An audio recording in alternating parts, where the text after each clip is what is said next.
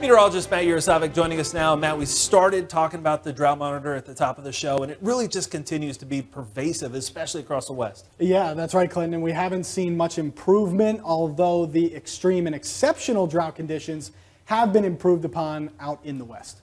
And again, we're expecting to see a lot of moisture over the next couple of days, especially out there in the West. So hopefully we'll start to see a lot of this again get a little bit better as we're heading towards planting season. Unfortunately, it does look like we're going to be looking at some drier conditions across much of this area as we head through the spring and even into the summer months. An early look out ahead shows that it could be abnormally dry back there in parts of the area where we're parts of the country where we're still looking at those at least moderate to severe drought conditions. Meanwhile, in the east, still looking at more precipitation as we head through early next week and then through much of next week. But we're going to be watching for some of that as we get a little bit deeper into this forecast. And right here, you can see a lot of that going on in the east. A couple of storm systems next week bringing tons of rainfall into places that have already seen a lot.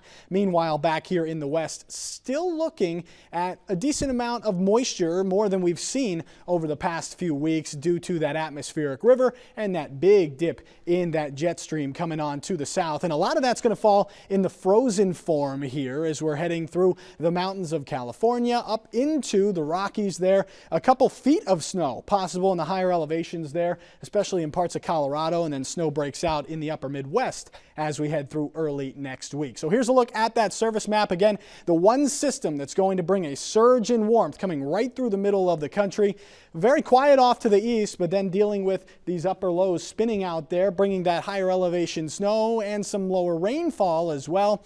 This storm system continues to move on out of here. Could be looking at some chances for severe weather by Saturday and Sunday right along that cold front as well. And temperatures out ahead of it going to soar very, very warm, but then a very deep drop in temperatures with that cold front on the backside and even some snow to the north in parts of the upper Midwest. That's a look around the country. Now let's take a look at the weather where you live.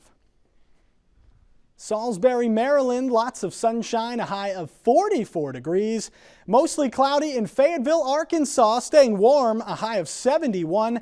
And Selma, California, mild with rain showers, a high of 60 degrees.